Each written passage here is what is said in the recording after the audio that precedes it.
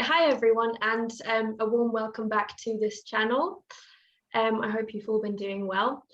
So my name's Elizabeth, aka the Speaking Yogi. I'm a yoga teacher and a university student, although at the moment more of a university student, to be fair. And it's been a long time since the last video that I uploaded, but I've really wanted to keep this series of courageous conversations going, where I basically interview people who inspire me, who I look up to, and talk about topics that I feel aren't talked about enough in today's society. And so today I have a very, very special guest, and we've been wanting to do this forever, and I'm so happy it finally worked. So talking to me today is the person who is responsible for me becoming a yoga teacher. So you can blame her. And I'm still part of her community, which I'm so grateful for. And yeah, she really is a guiding force, a guiding person in my life. So I hope you enjoy tapping into her wisdom today. So please welcome Mariel Witmond-Bateman. Thank you. I'm so excited we're finally doing this. Yeah. And maybe for those who don't know Mariel, which is something I can't imagine, she's not only a yoga teacher, so that's how I met her in a yoga class in London. She's a yoga teacher, but she's also a life coach. She founded her own business. She's a mother, and she has this huge international community, which she treats to newsletters and YouTube videos and blog posts. So, you know, you really do everything, don't you? Every time I hear that, I have to remind myself of that quote that you can do anything, you just can't do everything. Yes. Definitely. But I am very much, I just feel very lucky that I get to do what I love. And I think sometimes there's a gray line, obviously, of overdoing it. But when you're inspired and when you're motivated, so much of what you do just doesn't feel like work. So you do tend to. I also have to say I'm slightly ADD. So I'm very good when I have a lot to do. Mm-hmm. I kind of function well under pressure, which sounds very unhealthy. Whereas right now I'm 8 months pregnant, so I'm really taking things off of my to-do list. And it's made me incredibly, I procrastinate. I become a massive procrastinator. So the whole day will go by because I've only got one thing to do. And it's like I push it to the edge so I can get that pressure back. It's terrible. But yeah, I feel very very passionate about and very honored to be able to teach, to coach this community that we've created, because it really is it's such a collective effort, and it's just been the best thing that's come out of anything that I've done. So I'm grateful to you that you're a part of it, and you're an integral part of it. I mean, such a source of knowledge and support and just general insight. So I can't thank you enough, because everything you contribute, I know it goes a long way for the people that are receiving it. Yeah, it's really, I feel like it's always giving back. It's not just one person giving in, it's always, it does give back, and that's such a healthy space to have. It's funny, I'm trying to think where I heard it. I was listening to a podcast recently, but they were talking about community and how the definition of community really boils down to everybody giving something, everyone being a part and contributing. And I think a lot of times when you find these communities that are based around a person, I remember when I first started, and this community is a WhatsApp group for those that are watching, and it's not any, a lot of people do Facebook groups, etc. But this started as a WhatsApp group during COVID. And it was really for me to be able to tell people that were interested when my classes were, etc. And I remember one day thinking, this feels so icky. It's a very one-way conversation of like, hey guys, it's me again.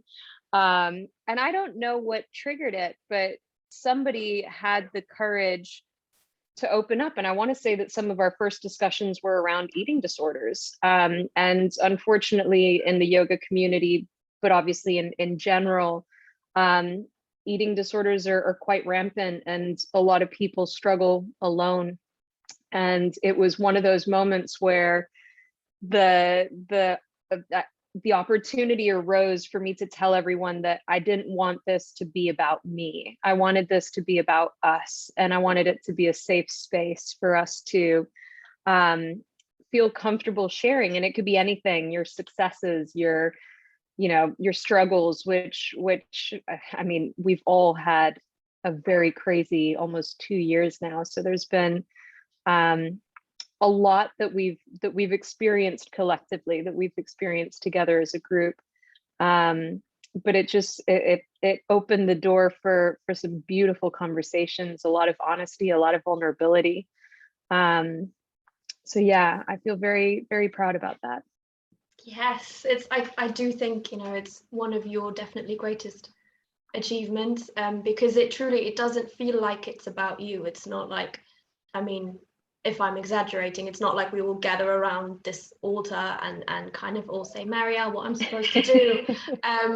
But it's really whoever knows something will help you, and whoever is willing to share will share. So that's really, really incredible. And it's virtual, so it's not even face to face, but there still is that closeness. Yeah. So it's kind of hard to explain, but yeah. So no, I was going to ask you, where do you get all that energy from? I think we all in your community, we all wonder, where does she get the energy from, and the motivation and the inspiration? Where do you get that from? You know what? I think I've gotten very good at, in a way, repurposing. So making really good use of my time. So to give you an example, I love to write. I've always felt like I am better at communicating in the written form. Gives you a little bit of extra time to sort of edit and really think through what you want to say. But I've always been very passionate about writing. And fortunately, as a teacher and a coach, the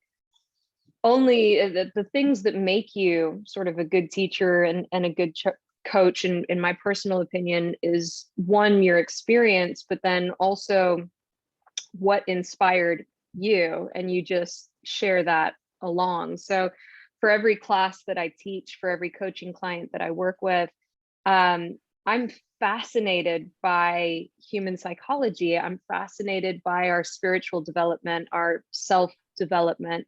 So I spend a lot of time researching. I spend a lot of time finding things that inspire me so that I can then go and inspire others.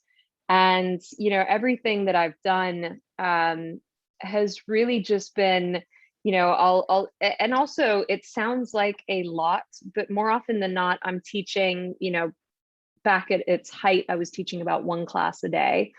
I have several coaching clients, but again, that would be like one client or a client here and there a day. I record my classes and then I put that into a library. The hardest thing that I did in the last year was found this company, which I've stepped away from because it did end up being too much for me. As a mother, I'm very fortunate that we have help. So I have a nanny.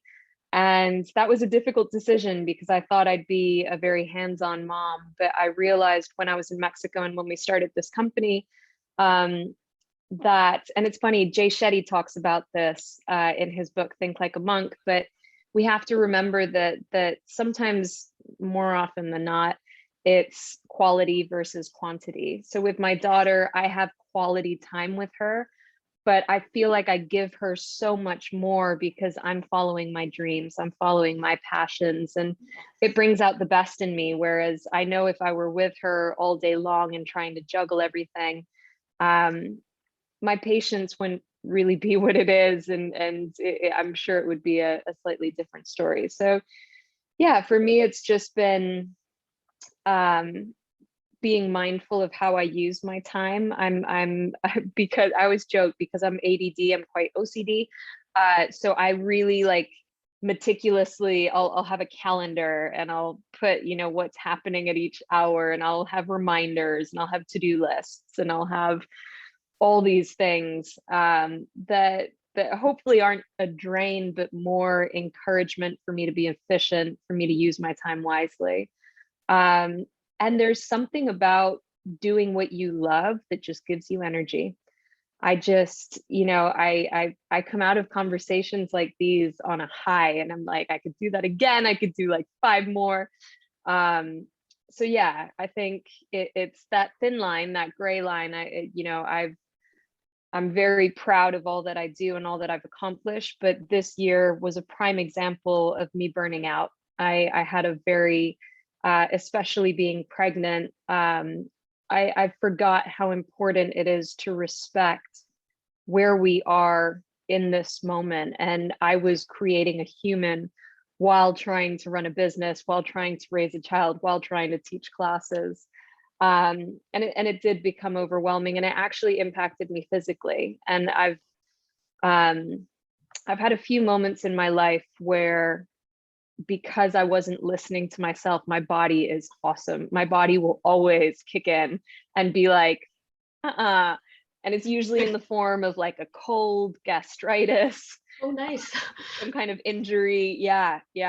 Our bodies are amazing. I think they know what's best for us, and when the mind doesn't want to listen, sometimes the body has to force it to. So yeah, that would be my long answer.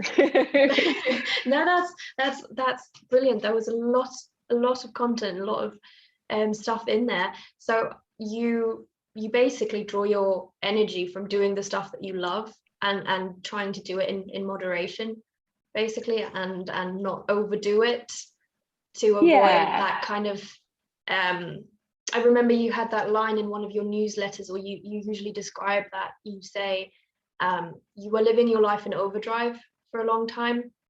Yeah. It's interesting. There's a lot of people that I greatly admire. And we're all creatures of comparison, for better or worse. And I think, one of the biggest lessons I ever learned was not to compare yourself to other people, but to find inspiration in them. And I think a lot of the people that I've been inspired by have actually suffered from living their life in overdrive. And you can see it almost happen in cycles.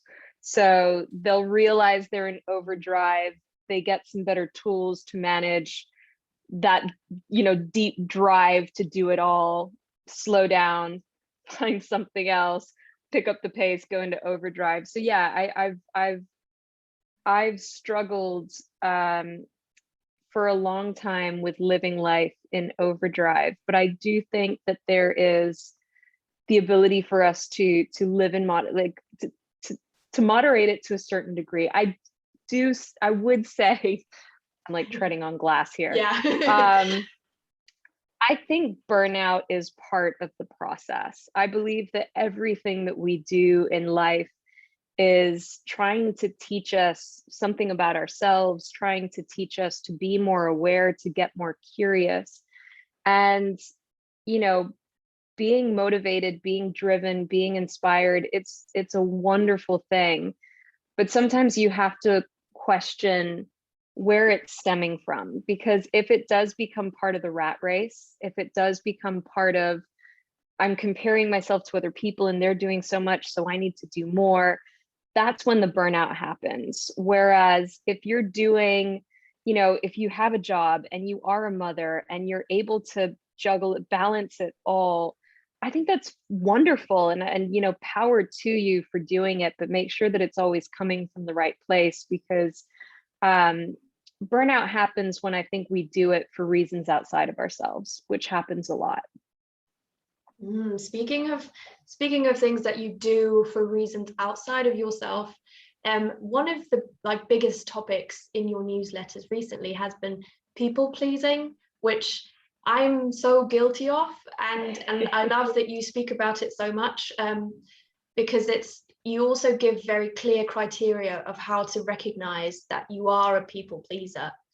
And I love this euphemism that you use. You said, I'm a chameleon. And I thought, oh, that's nice.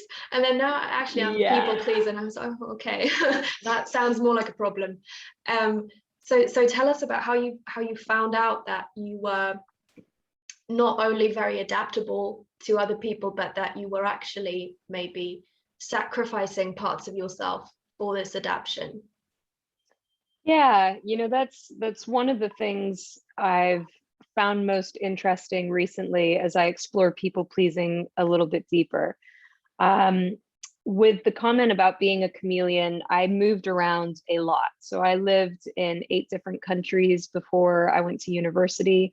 It was all part of my dad's job. And the experience was wonderful. It's an incredible education for a child, but it also means that at the height of you trying to figure out who you are constantly being placed in new environments that require you to adapt in order to fit in. It's very sort of primal, we want to be a part of something bigger than ourselves. And the trouble with fitting in rather than belonging is that you are changing yourself for others rather than knowing yourself so securely that you could be a part of anything because you're a part of yourself. And that's something I never knew growing up. So the chameleon comment was definitely, I used to throw it around like it was a great thing. I'm like, oh, I'm a chameleon. I can throw me anywhere and I'll do great. But I will also say that I would always follow that comment up with, I could fit in anywhere, but I didn't belong anywhere. I spent most of my life feeling really lonely.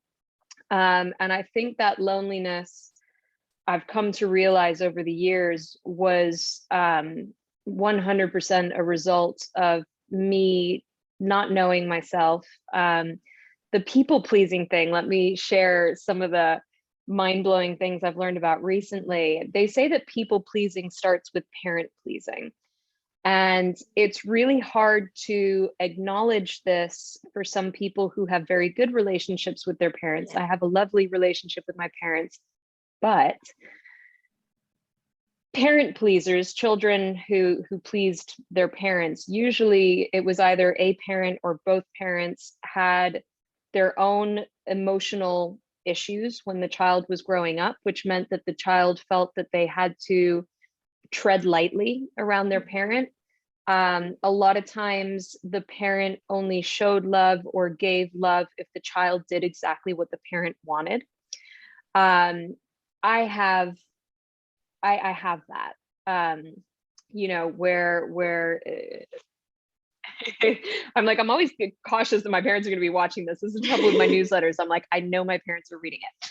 And it's that thing where it's, it's not to point fingers and blame. And there's, for me, I have a wonderful, wonderful relationship with my parents. And it's more just about understanding what got us to where we are today. And having a little bit of empathy for our parents, because they're carrying baggage that comes from their parents as well. And we just passed this down. But because people pleasing starts with parent pleasing, I think for me, it was something that I've been doing for so long. And I just only recognized now that I know myself so much better and feel so much more confident in who I am. And though the people pleasing tendencies are still there, a lot of times with people pleasers, you're also a bit of a perfectionist. You struggle with boundaries. So those are all things that, and let me say, within our community, it's the one thing, that people come to me the most for. They'll be like, that resonated so much. I really struggle with people pleasing. I think we all do it because we want to belong. We really want to belong. And I think the trouble with wanting to belong is that we forget that you can't, like everything in life, you can't help someone else until you've helped yourself. You can't belong somewhere else until you belong with yourself. You can't love someone deeply and truly until you know what it is to love yourself. And some of these things you're like, that can't be right. Like, I love this person even though I don't like myself. Ultimately, it all starts from us and from within. So those people-pleasing tendencies, it's a fear of saying no to upset other people. It's a fear of our emotions. So I don't know about you, but I grew up being told I was too sensitive. I took everything too personally. I was too emotional. And naturally, the more I was told these things, the more I thought there was something wrong with me and that I needed to change who I was. So I did. I hid my emotions for a long time. I remember there was a phase in my youth where I wouldn't cry. I would not cry in front of people because I thought crying was a weakness. And these are really unfortunate messages for children to be getting, that not crying is deserving of reward, and always being a good girl is how we need to be. And I've been reading Untamed, and for me it's become like my Bible, because we do get so programmed into essentially this cage of having to behave a certain way in order to be considered normal. But what is normal? Who sets that standard? And we're all on social media kind of looking at each other, trying to reach these ideals that don't exist, that really don't exist. Everything's a highlight reel, but what's happening behind the scenes? So the people pleasing thing for me is something that I will continue to work on. It's something that when I work with my clients, we do kind of go back to looking at parents and looking at that relationship with parents, so that we can at least start to understand when those behaviors began. And then implementing healthy boundaries. I think the trouble with boundaries is we all assume that boundaries are this aggressive, mean thing that will make people not like us anymore. And that's not the case at all. It's just unlearning a lot of the stories we told ourselves growing up. I can't be sensitive. I can't be who I am. I'm not lovable. I'm not enough. And start telling ourselves new stories of, none of that was true. Like, let's start working on that acceptance and that love of who you are today, knowing that we're always a work in progress. I just recently shared a quote that's going to come out for Mental Health Awareness Week. I'm looking for my phone because I'm sure I'm going to butcher the quote. But it's basically saying, you can still, you can love yourself and still be a work in progress. And that's the epitome of everything that we should aspire towards. You can love yourself and still know that every day is going to take, effort for progress, for development to happen. Like, especially when it comes to mental health, when it comes to behavioral traits, you can't do one class of yoga and expect that to fix you. You can't do one therapy class and be like, I'm done. It's a lifelong effort of being curious. I think that's probably been my biggest lesson this year, is if you can be curious, it changes everything. It changes the way that you judge. It changes your perspective, the way that you look at your life, because even when we go through painful moments, we can be in those moments, but we can still get really curious about what's happening, because everything's an opportunity to grow, to learn, to evolve. So yeah, I'm like, this is where the ADD, it'll take you places, but it'll bring us back full circle. People pleasing. Yes. So yeah, yes. that's how. I love that. I love that. I love that. I mean, curiosity really is kind of a superpower, and I suppose that Saya, like having Saya in your life, helps with that, because children just look at the world so differently. Oh my gosh, she is such a. I mean, it's. There's such innocence with them. I mean, she'll look up at the sky or look up at trees. She'll lie down on the floor all the time. She really doesn't care. And she'll just look up, and she'll literally, like, from her soul, she'll be like, wow. Or she started saying amazing, but like, she genuinely is so fascinated by life. And actually the sweetest thing, and something that I'm really trying to hold on to at the moment, is she looks you in the eye, but like really like looks you in the eye to the point where you're like, she's looking at my soul. This is really freaky. But like with this love and like curiosity and like genuine interest. And I remember growing up, because I was told so often, you know, that not that I should be different. I think I told myself that I needed to be different, but I had a really hard time looking people in the eye. I had a really hard time kind of holding that stare. And when I would, it was because I told myself that I needed to, but not from a genuine curiosity of, I really want to look at this person and like know them and hear what they're saying and feel that connection. I lost that growing up. So now when she does it, I'm just like, I need to do this with everyone. You know, I need to really have that connection because it's so authentic and sincere. And I think a lot of our in-person relations right now are, whether it's social media and after all this time with COVID, there's that awkwardness, you know, we almost feel uncomfortable being seen. So our sight is constantly glittering away. So that's been a huge reminder for me. Yeah, I must say I do struggle with that eye contact, especially when I have anxiety attacks. I will not look people in the eye, not ever. And it's even people I like, I just constantly, I'm like slightly to the left or slightly to the right, and I really have to force myself, like look them in the eye, and then I always feel like I'm almost overstepping, like I'm breaching a boundary because I'm looking them in the eye. I think sometimes, you know, it's our fear of taking up space. It's our fear of, you know, anxiety. We always assume, or at least I always assumed, that anxiety was, we do this with everything, with trauma. We always think it has to be bigger than what it is. And anxiety can be triggered by, you know, worrying that you're not enough, by a lot of these people pleasing and perfectionist tendencies that overwhelm us. I mean, it's very much motivated by fear, right?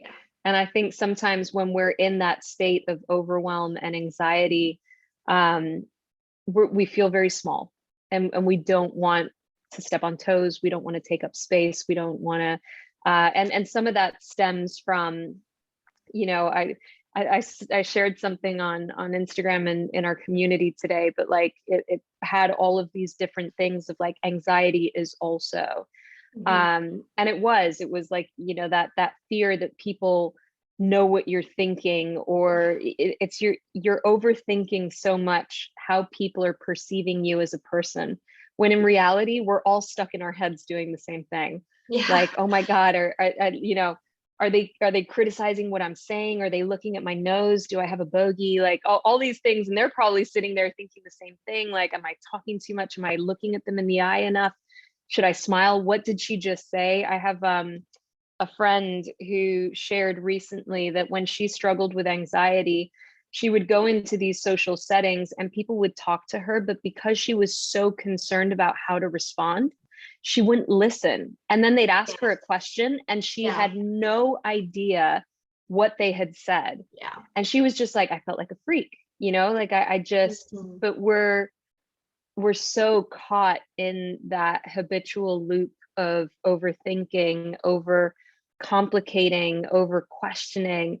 And it's those moments where we need to get out of our head and back into our bodies, really, you know, feel the signs. And you know, anxiety there has some very physical signs, but I think also those moments where you're like, I can't look people in the eye when I'm struggling with anxiety, there's probably a lot to unearth there. It's probably an interesting one to sit with, of like, what do I feel is happening when I look people in the eye and I'm struggling, right? What is my current experience, and what is my head telling me that's wrong about this? Again, it's the curiosity. If you can be whatever you are, wherever you are, but still be curious, I really do think that life has an incredible way of guiding us. Doesn't feel that way when you're in a bad spot. I can assure you this year has been up there with the worst for me. But I would say that my interest in what it all means, and that curiosity has gotten me through it with a very different perspective. With I would almost argue that this has been one of my best years, even though it's literally been one of my worst. It's that sort of double. It's been full of learning. It's been full of experience. It's been full of things that I needed, that I don't know if we're able to pay attention to when we're in a great state. Like when we're on a high, we're cloud nine. Yes. It's hard for you to really pay attention because everything's great. Yes. True. This is already so therapeutic. Like, you've already got me thinking about like unearthing all these things. I'm like, what does happen? What is the bad thing that might happen if I look someone in the eye? And I just realized it's probably about vulnerability, which is, one of my hate-love words. I love to throw it around. I love to throw it at other people. I don't like to have it thrown at me. But yeah, vulnerability. And I think with eyes, it's almost like, and if the anxiety is really bad, I suppose I'm afraid that if I look someone in the eye, I'm going to cry, because it's just that opening up. And it's, if they look me in the eyes, they're going to see everything. No, they're not, but it still feels like that. But also how, it just gave me goosebumps, but I mean, wow, like I can actually, that resonates massively with me. I think it's, again, that for me, that fear of crying, like I always felt in my head, it was that story that I need to unlearn, that crying's not a weakness. But then the question is, if you did look someone in the eye and you were struggling with anxiety, why would it be bad for you to cry? Right? Wouldn't it be great for you to just start crying? And then that person would actually, you'd have a deeper conversation, because all of a sudden that person would be like, oh, wow, like what's going on? Let's talk about it. Let me be here for you. Whereas we're all so concerned with not overimposing ourselves and not putting our burdens on other people, and also having this front of I'm strong. Yeah. Why do we associate vulnerability with weakness? It's so much stronger to show up as you are, to share what you're going through, to have deep and meaningful connections. I'm so tired of, and I'm in a very different place in my life, so my friendships are very different now too, but I need real conversation, like the small chit chat. Especially when I started this business, and thank goodness for COVID in that sense. I hate networking. I hate the small chit chat. What do you do? Where I'm beyond that. I wish people asked more meaningful questions. And I think you bring up such a deep, I'm going to be thinking about this now, but that fear of being seen, of being vulnerable, we have to ask ourselves, like, why do we think that's bad? What would happen if I started crying? Could this actually turn into a more meaningful relationship because I'm showing up and I'm letting myself be seen? Because very, very rarely as adults, when we're children, we all don't get it. But as adults, if someone started crying in front of you, you wouldn't be like, hey man, toughen up. Like, what's going on here? Stop crying. And if someone did do that, then I would hope you'd be courageous enough to be like, I do not need this person in my life. Like, why am I wasting time on this person? But I think we forget that, deep down, I think people have a lot of compassion. Yes. Deep down, we're all struggling. We're all fighting our own battles. And what I love, again, kind of going back to our community, is the more we share, the closer we feel, because we realize that we're not so alien. Yes. I spent so much of my life feeling like I was an anomaly. I was like, I came into this place and there's something wrong with me because everyone else is doing great. And I just feel like I'm up here and it's all loopy. And then you start talking to people and everyone has some degree of something similar that they're going through. And maybe it's not exactly the same thing, but when you have a big enough community, I mean, even within our community, dealing with fertility, with loss, with eating disorders, with there are so many things that we're all battling with. And I think to be able to have the courage, not to overshare if you're not ready, but to open up a little bit. You can hear my daughter screaming outside. But to open up it's we're all making little steps to get closer to each other. And I think the more that we do that, the more acceptance we find for ourselves, the more we realize like, oh, I'm not alien, I'm actually quite normal.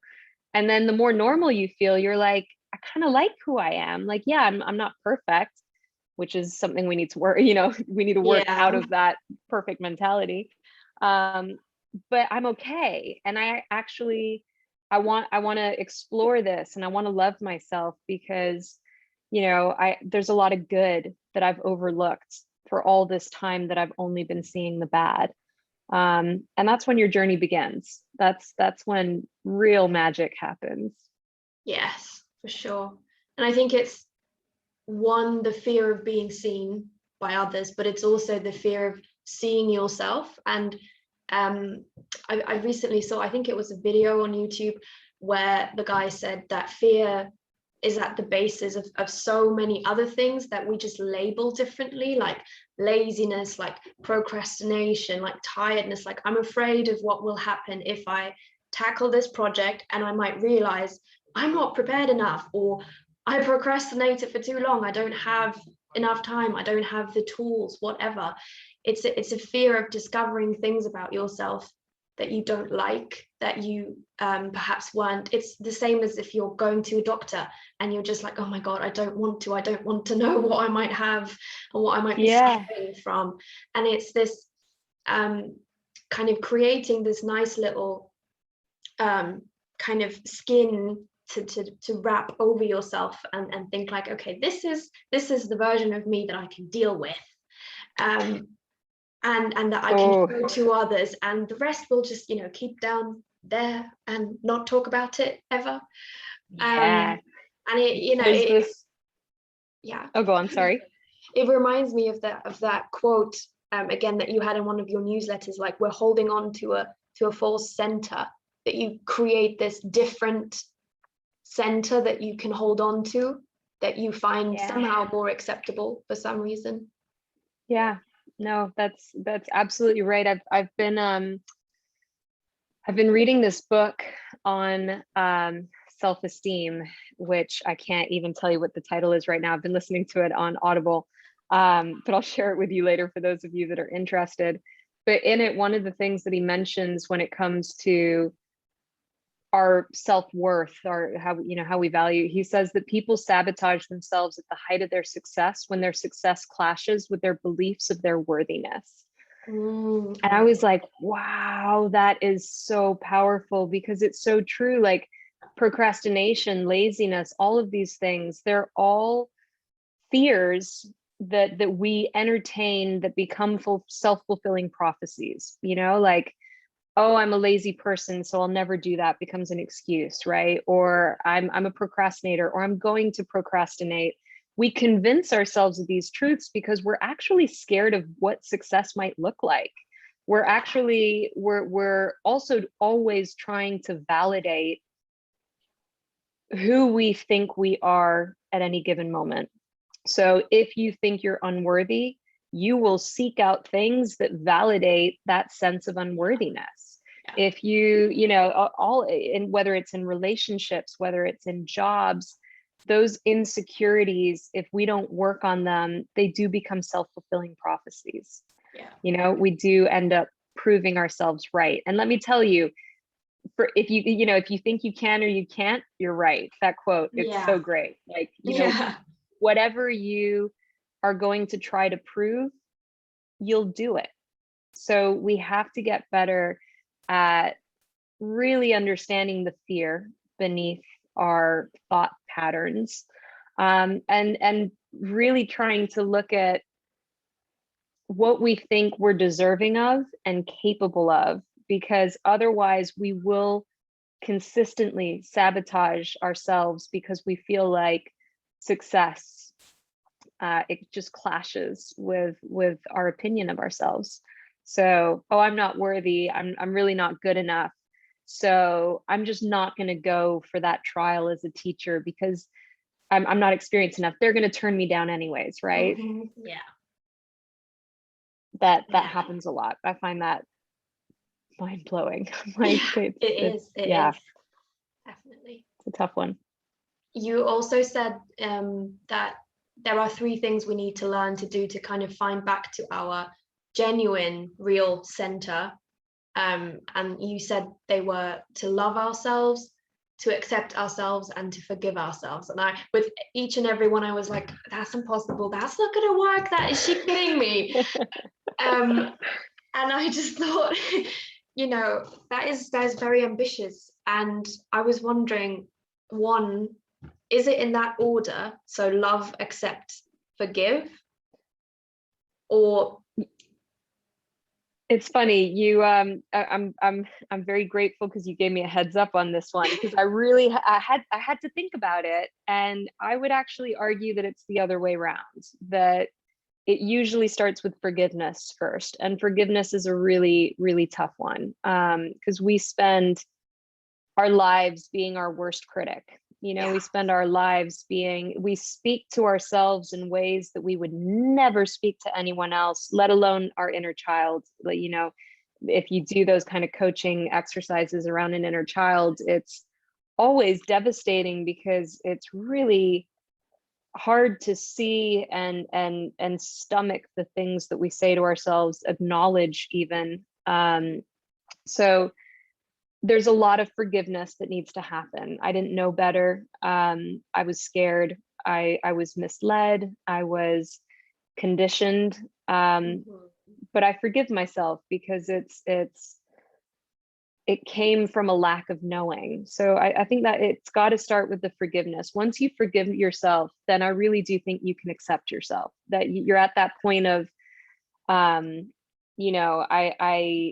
I may not have it all figured out, but I genuinely think I'm a good person. I think I'm deserving. And love is always the ultimate.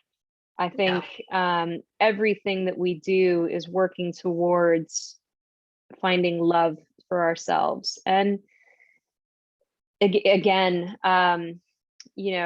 so many of these tendencies, perfectionism, people pleasing, their insecurity, self-esteem, self-worth, they're tied to the way that we see ourselves. And that's a struggle. So a lot of people, they're like, oh, self-love, like, how's that ever going to happen? I can't speak for anyone else, but I know for me, it took me until I turned 30 to have one of those light bulb moments of like, hang on a minute, I actually like myself. And not only do I like myself, I love myself. Like, things need to start changing in my life because I had spent so much time. And here's the thing with the people pleasing: when you are constantly doing things for the sake of other people, you really start to resent yourself because you're different, right? I remember I had this boyfriend, one of my first serious boyfriends, and here's the chameleon, like, I'll be who he wants me to be. And I remember whenever signs of the real me would come up that clashed with who I thought he wanted me to be, I hated myself. I was like, why do I have to be this way? Like, what's wrong with me? And so again, we have to get to that forgiveness, to the acceptance and the love. I mean, I really do. I look back on those days and think, how sad, because who I am today is so much better than who that person, who that person was that I was trying to be. And it felt so awful to be filled with so much self-hatred, and that self-hatred manifests in wicked ways. I went through heavy partying for a long time. I was on ADD medication for longer than I should have been because it helped me stay thin. I did a lot of things that were physically damning, but definitely mentally and emotionally so. And the other thing is, We always find relationships, friendships, boyfriend, partners, whatever, that mirror who we are at that stage. So if you are really insecure, you'll probably end up with some kind of a narcissist that takes advantage of those people-pleasing tendencies, right? Because they can manipulate you really well. You'll end up with people that constantly validate those feelings that you have of yourself. I'm trying to think. I came across, again, just because I love sharing these things. I came across a blog post that somebody wrote, and I had to keep the quote. And she said, and I think I've shared it with you guys in the community, but she wrote, "The thing is that our relationship with our own self is going to be mirrored back to us through every relationship we experience until we're ready to let go of what no longer serves us." So that cyclical loop of like, why do I keep dating the same guy? Or like, why do my best friends keep leaving me? That was my thing. I had so many girlfriends throughout my life that I lost in ways that made me feel like, well, clearly it's me, because it just keeps happening, right?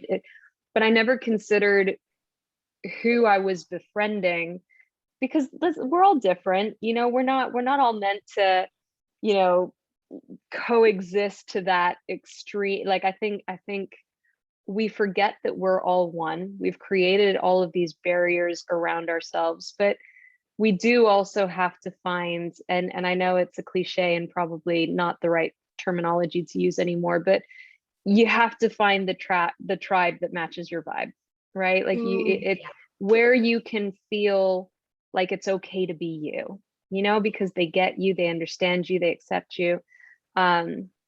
So I think, until you can start paying attention to, why do I hate myself in this moment? It's not me that's the problem. I've shared this in our yoga class. Like, when a flower is dying, you don't change the flower, you change the environment that it's in, right? Yeah. You don't just like, this is a bad flower. It's like, oh, maybe it's not getting enough sunshine. I'm not watering enough. It's an indoor plant. It's an outdoor plant. But like, we have to behave in the same way. It's not like, oh, everything's going wrong, I'm the problem. It's like, yes, you could be contributing to the problem.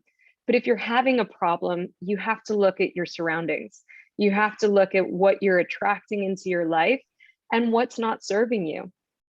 That's where boundaries become really important, because the things that aren't serving you, you have to have the strength to say, no more.